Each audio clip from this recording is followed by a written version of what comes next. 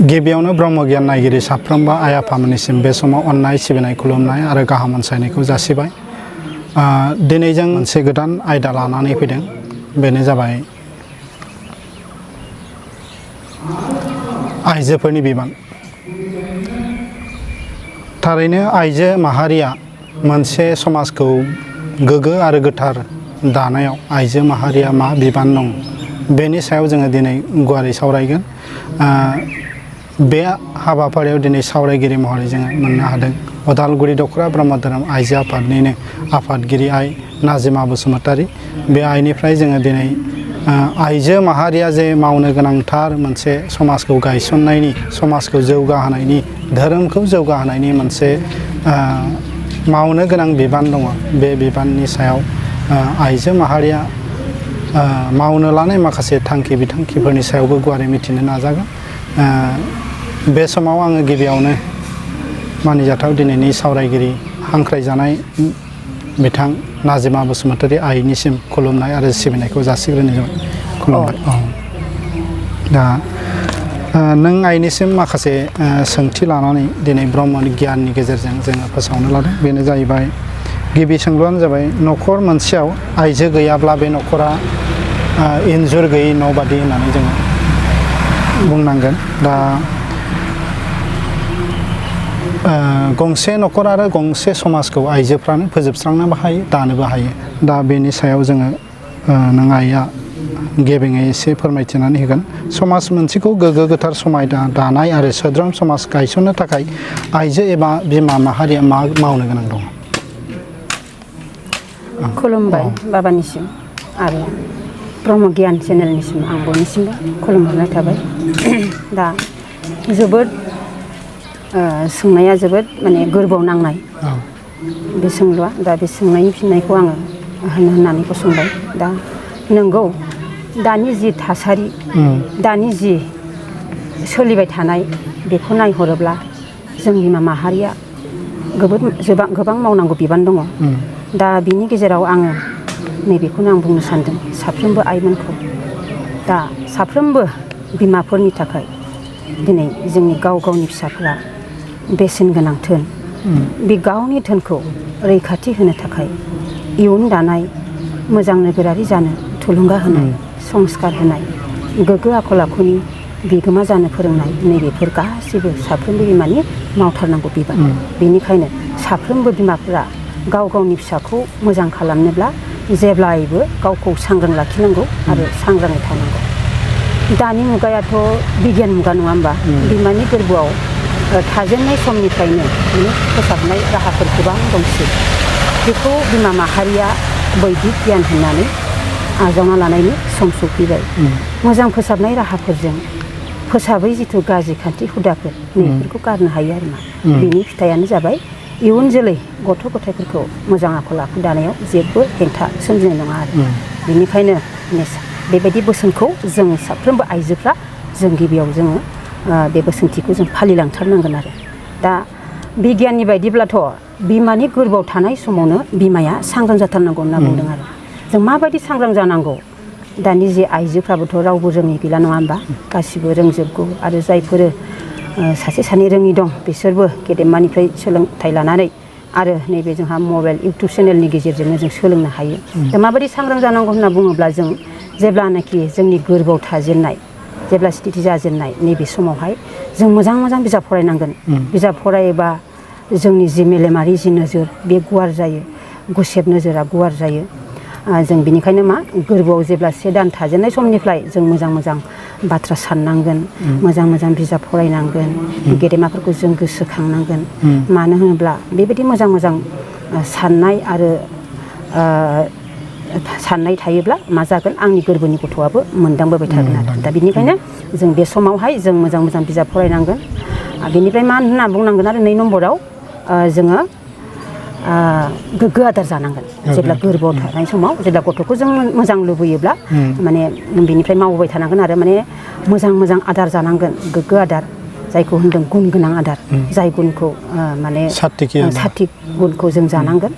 जायखौ जोङो गेसाव आरो निसा बुस्थुखौ जायोबा जोंनि जे गोरबोआव थानाय गथ'फ्रा माने आबुङै जानांगौबा बे जानाय नङा, जौगासारनाय नङा आरो सम जायैयावनो जोनोम जानोबो हागौ होननानै बेखौ फोरमायथिदों आरो बेनिफ्राय मा होनना बुंबावदों मा साखोन सिखोन थानांगोन आरो इसोर सिबिनांगोन आरो रंजा बाजा थानांगोन आरो लिरनाय हाबा गोबां मावनांगोन। मानोना बिमानि उदैयाव थानाय समावनो सासे गथ'खौ बिमाया फोरोंजेनो।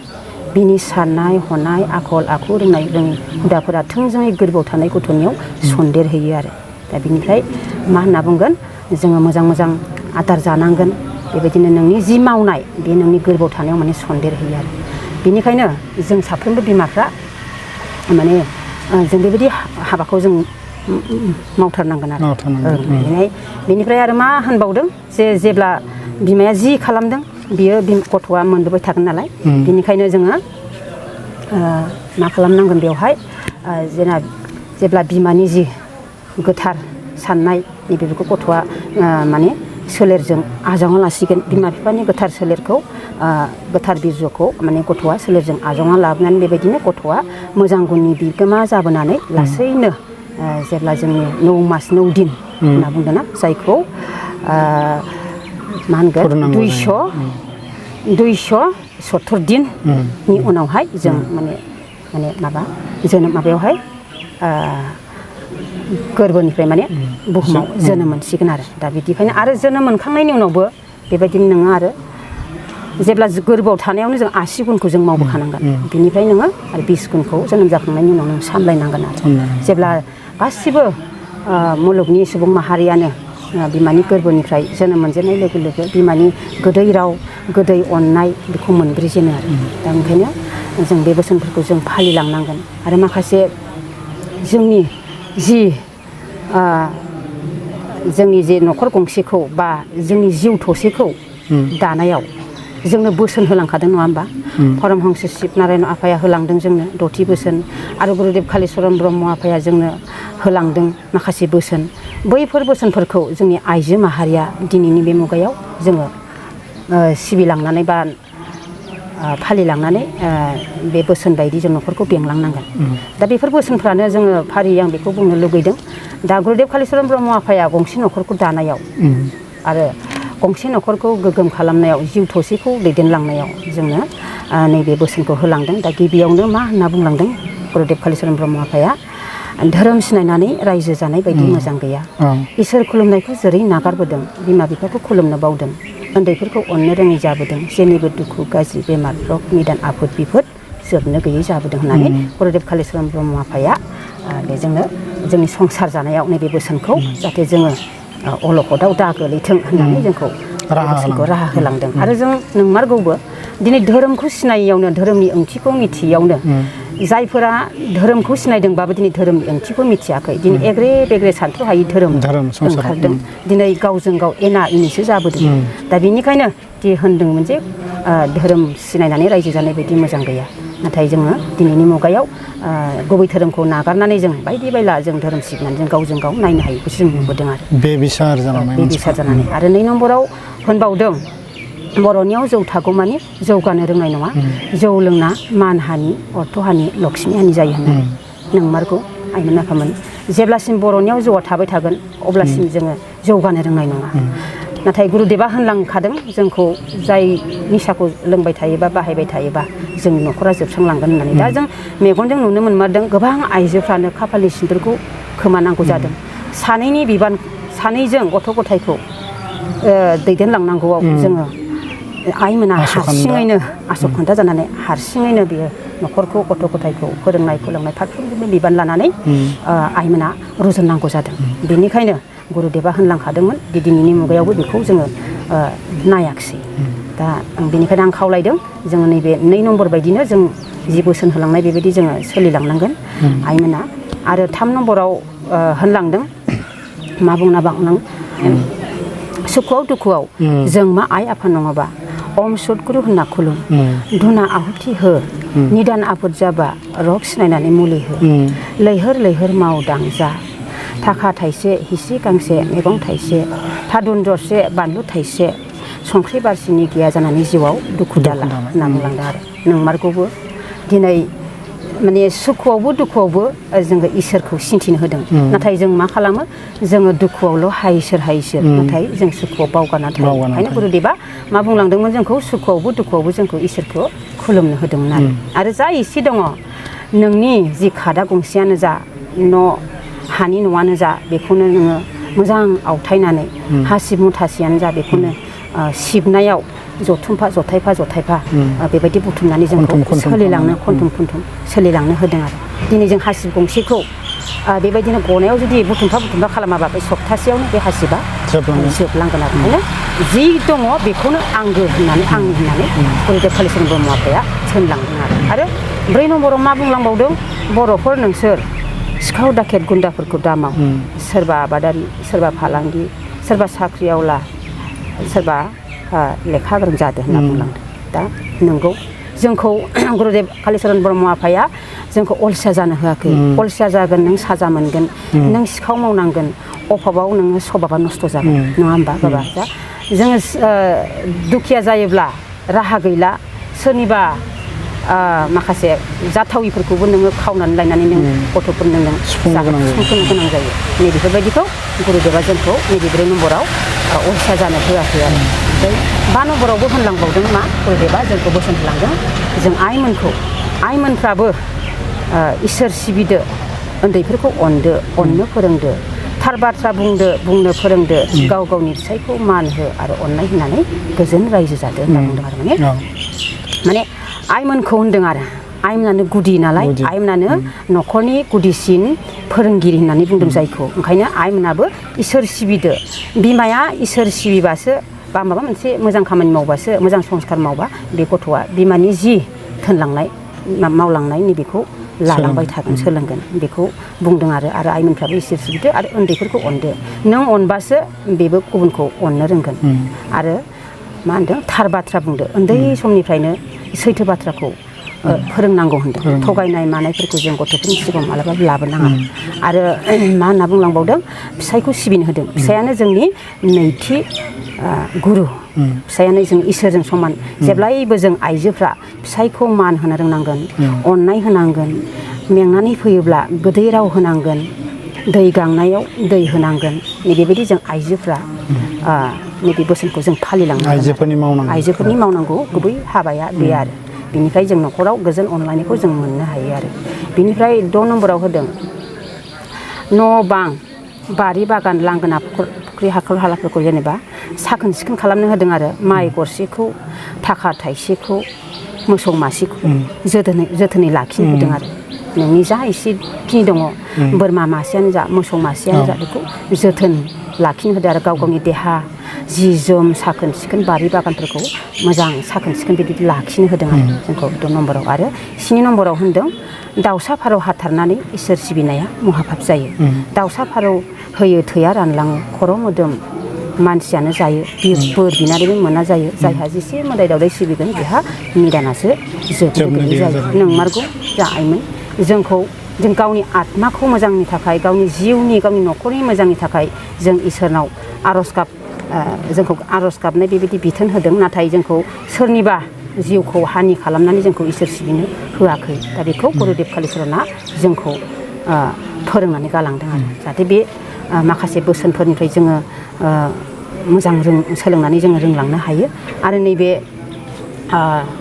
8 नम्बराव बुंलांबावदों सोलोंथाइ नङाबा सासे सुबुङा जौगानो हाया आरो समाजावबो जौगानाय फैया नंमारगौबो दिनै जों खुनु 1-2 सिनायाबानो जों दिनै जाला बेफार फालांगि खालामनांगौबा जों 1-2 सिनायाबानो जाला साख्रि मोननो थाखायल' नङा फोरोंनाया गावनि न'खर दानाय गावनि गियान गावनि थाखाय गियान आरजिनो थाखाय समाजनि थाखाय नैबेफोरबायदि सोलोंथाइखौ गुरुदेबा बुंना गालांदों आरो ओंखायनो नैबेफोरबायदि जि बोसोन बे बोसोनखौ जि दिनैनि बिमाफोरा जों फालिनांगोन बिमाफ्रानो दिन्थिलांनांगोन बिमायानो गुदि फोरोंगिरि होनना बुंदों दा आरो जों दानि थासारियाव ओरैबायदि नुनो मोनो जे उन्दै समाव जुलि जानाय नैबेफोरखौबो जोङो दिनै बिमाफ्रा जों साननांगोन जे दिनैनि बिमाफ्रा गोबां सिन्था धारना खालामो बै आइनि खुगायाव जोङो खोनानो मोनो बे आंनि फिसायाबो बिदि ड्राग्स फाग्ला जाबाय आंनि फिसायाबो बिदिनो जौ फाग्ला जाबाय बेबायदि जों ओंखारलांबानो जों खोनानो मोनो दा बेवहाय जोङो सासे बिमा महर मोननानै बिमा सासे फोरोंगिरि महर मोननानै जोंनाव निस्सय जोंनाव बिथोराव माबा मोनसे गोथौ नोजोरजों साननाय दङ बेखौ मावनो हानायनि दा बेनिखायनो जोंनि गोथौयै नोजोर नायहरोब्ला जोङो माने बै गोरबोआव थानायनिफ्रायनो जों बेखौ मावनांगोन आरो मानोना जोङो इयुन जोलैयाव जोङो माने मोजां गथ'खौ जों मोनहैनो हागोन आरो दा जों सिन्था खालामनो जानाय नङा जोङो अगियान आरो अगियाननिफ्राय गियाननिफ्राय बिगियान जों बिगियान मयखसाव थानानै बिमा माहारिया बिजिरनायजों जों खामानिखौ मावनांगोन आरो दा ओंखायनो नैबेफोर बोसोनफोरखौ जोङो मावनांगोन दा उन्दै बैसोआव ओरैबायदि दायो जुलि जादों दा बेखौ उन्दै बैसोआव हाबा जानायफोरखौ दा जोंहा बुंनाय दङ जों उन्दै बैसोआव जेबो रोङालासिनो जुलि जानायखौ मा होनना बुंदों हासार गैयि हायाव आबाद मावनायजों समान होननानै जोङो मोनथिनो मोन्दों दा बेखौ मिथिखायैनो जों दिनै आइजो माहारिफ्रा जों सांग्रां जानांगोन आरो बुंलांबावदों परम कल्यान गीता बिजाबाव परमहंस शिब नारायण आफाया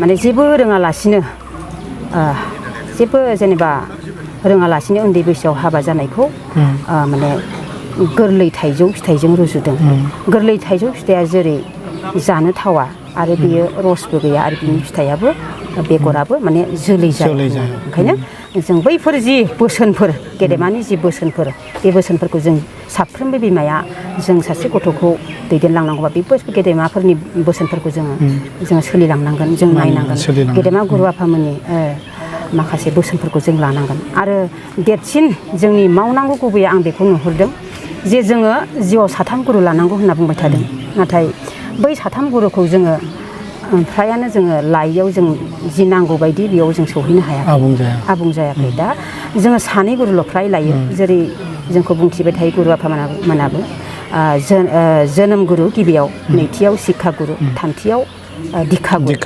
जोङो फ्राय जोनोम गुरु आरो शिक्षा गुरुखौल' जों फ्राय लायो बिनिखाय जोङो नांगौ बायदि जों आबुङै जाफुंनो हायाखै दा जोनोम गुरु बिमा बिफानिफ्राय जोङो दिनै बे समायना रमायना मुलुगखौ जों नुनो हादों बेनिफ्राय नैथि गुरु शिक्षा गुरु जाय शिक्षा गुरुनिफ्राय जोङो गाराङानिफ्राय फरायनानै थाखो उथ्रिसार जानानै जोङो गोजौ लेभेलसिम जों मोनहैयो बेखौ बे गावबागावखा आरो थामथि गुरुआ जाबाय जोंनि दिक्षा गुरु माने जोंनि धोरोम खान्थिजों थांनाय दा बेखौ जों होयियावनो जोंनि जि नांगौ बायदि दिनै गोबां सुबुं आइजोफ्रानो एसे खस्थ' सानसे थाल्ला दुखु खस्थ' सान्दुं अखा नेवसिनानैब्लाबो जोङो गथ'खौ लांलाय लाबोलाय होदावरि होसावरि स्कुलाव लांलाय लाबोलाय जों खालामो नाथाय जिबायदि जाजानो लुबैनाय बे फिथाइखौ जोङो जोबनायाव जों मोनहैया मानि थाखाय बै धोरोमनि गियानखौ होफायैयावनो आरो ओंखायनो आं जिउआव आं सान्दों आइजोफोरखौ साफ्रोमबो आइजोफोरखौ जिउआव 3 गुरुनि खंख्ला खालामनाङा जिउआव दा जों नुनो मोन्दों माखासे गारजेनफ्रा हमनानै ला फिसाफ्रा गाज्रि जायोब्ला फिसाखौ दाय होनो नागिरो खिन्थु बेनि दाया आङो सानो बिमा बिफानिसो दाय होननानै आं सानो बेयाव मा बुंनो दायो नंगौ बियो जों बिमा बिफानि दायनिगिरि माखासे जों मावा गथ'खौ मावजानो लुगैयो जों फोरोङा गथ'खौ फोरोंजानो लुगैयो औ दा जों बांद्राय बुंद्रायनाय जानाय नङा जेरैहाय जोङो हमनानै ला निसा बुस्थु लानानै बिथिंजाय गथ'आ रुमाव स्टाडि खालामबाय थादों बिथिं बिस्रा माखासे गाज्रि आखुथाय बेबायदि सोलिबाय थादों बिथिं गथ'आ रुमनिफ्राय बिथिं बाहागो लाहरफागासिनो दङ नैबेफोरावनो जोंनि जि बिमा बिफानि जि मानिजानांगौ नैबेखौ जोङो मानिजानायखौ जों नुबोनो हायाखै आरो जोंनो माने देखायबोगासिनो दं आरो बिमा बिफाया बेनिखायनो जों समाव सानसिगोन हाजार बिजार खालामदोंबाबो माने जाजानो लुगैदोंबाबो जों बेयाव मोनाखै मानो होनोबा आंनो दिन्थिबोगासिनो दङ आंनो बिमा बिफायानो बे सभाखौ दिन्थिगासिनो गथ'नि जेबो दाय गैया गथ'आ गोरलै गुरै लेखा बिलाइ बायदि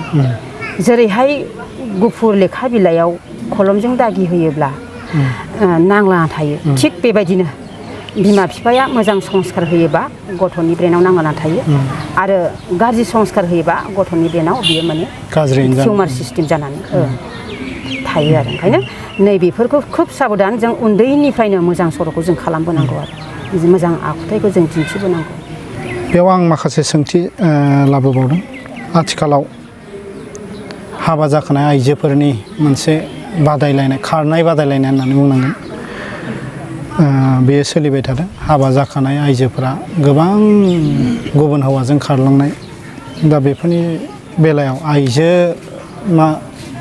आफादनि बा आइजो माहारिनि सासे दैदेनगिरि हिसाबै मा बुंगोन? आं बेखौ बुंनो सानदों, मानो होनोबा जों आइजोआनो सासे सहायसुलि होननानै मुं मोनबायबा, 100 फोरोंगिरिनि समान होननानै जों दिनै बिमा माहारिया मुं मोनबायब्ला, होमबा जोंथ' ओरैबायदि जों बेबायदि जाथावा। दा बिनि सायाव आं बुंनो सानदों, माखासे जोङो नैबे दहाय आं बुंनाय बायदि जि 3 गुरु होनदों, नैबे 3थि गुरु माने धोरोमनि गियान लायैयावनो जों बिदि सहायनाय गियाना जोंनाव खम जाबाय। दा बिनिखायनो दिनै हमनानै ला, गोदोनि आइजोफोरखौ नायहरोब्ला हाजार दाय खालामब्लाबो, फिसायफोरजों बुजाब्लाबो उसुं गुदि थानानै बियो हरसेखौ सहायनानै बियो सहायनानै थायो। बारि खना खना मोदै गनानै बियो सहायनानै थायो। नाथाय दानि मुगायाव बेबायदि नंला। दा बिनि गुबै ओंथियानो जाबाय जोंनि माने धोरोमखौ लोब्बा लायैयावनो नैबेबायदि हाबाफारिया जाबाय थानो मोनदों। जोङो संसार जानायाव दुखु सुखु जों मोनलांखायो, माब्लाबा गाबनाय, माब्लाबा मिनिनाय, नैबेफोरखौ जों सहायनाया जों आइजोफोरनि थार मावनां बिबान। दा बेबायदि जाबाय थायोब्ला जों गथ' गथायफोरखौ जों बोरै सामलायलांगोन? बिनि सायाव आइजोफोरखौ खावलायदों जाहाथे बेफोरबायदि दाजा। आरो दिनै बे सासे हौवाजोंनो जुदि मोजाङै संसार मोनजाखायाखैबा, आरो बैजोंबो बे एखेखौनो मोनहैगोन। गुबुन सेंग्राजोंबो बिदिनो। बिनि सायाव दिनै जोङो जोंनि थासारियावनो नुदों, जोंनि न'सुंसेयावनो नुदों, बिसि फिसाय अनलायनानै दिनै बेबायदिनो गथ' जोनोम होबाय, गथ' 2, 3 बेबायदियाव खारनायखौ जों गोबां नुनो मोनदों। बैफोर गथ'नि गाबनाय, बैफोर गथ'खौ सामलायनांगौआ दिनै बिनि सिन्था खालामालासिनो दिनै गावनि उदैखौसो नागिरनानै बियो माने गाज्रि बारहावा बेबायदि नुबाय थानायखौ जों नुनो मोनदों आरो। दा गुबुन मोनसे सोंलुआ जाहैबाय, नोंहा जेनेबा सासे न'खरनि बेंगिरि, सासे बिमा आरो सासे बिहामजो आरो सासे बिसि, दा बेबायदि हिसाबै मोनसे गिलिर बिबान दङ, नङा होमबा? दा बेयावहाय बेफोर गिलिर बिबानफोरखौ रुजुननानै समाजनि गोबां हाबा मावनो गोनां जायो। दा गोबां जेंनाफोर नुजाथियो न'खर दैदेननायाव, न'खर सामलायनायाव। दा बेफोरखौ एसे फोरमायगोन नामा? दा बिनि सायाव नंगौ, जोङो सासे लाइमोननिफ्राय दिनै सासे बिहामजो, आरो बेखौनो मोनलांबाय थायो। दा बेखायनो दिनैनि मुगायाव जे जोङो जायफोर बिमा जाफोर जि दिन्थिलांदों, नैबेफोर बोसोनफोरखौ जोङो फालिलांनांगोन। आरो जायफोर किसुमान उन्दैनिफ्राय गियान गैखायैया मोनसे न'खराव बेबायदिनो गोबां गियानफ्रा एखे जाया। सोरबा बिहामजोआ मोजांब्लाबो सोरबा बिखुनजो जेब्ला उन्दैनिफ्रायनो बेहा मोजां संस्कार मोनबोआसै, नैबेफोराव माने गोरोबलाया। दा बेवहाय जायफोर जि मोजां बिहामजो, बेफोरो माने सहायनांगोन। बै जेंना जेंसिखौ सुस्रांनो थाखाय बे सासे सहायनांगोन, हजम खालामनांगोन, सहायनानै थानांगोन। होमब्लासो लासै लासै बै नोंनि जि सहायनानै थानाय जि गुन, बेखौ बै गाज्रिया माने देरहानाय नङा, माने नोंजोंनो फैफिननांगौ जाहैगोन आरो। ओंखायनो सासे बिहामजोआबो सासे बिखुनजोखौ जुदि मोजां सोलियोबा, बे न'खराव सहायनानै जुदि उथ्रिसार जायोबा, बे गोजोननाया गायसनजागोन आरो बेवहाय। दा गोजोननाय थाबाय। बे समाव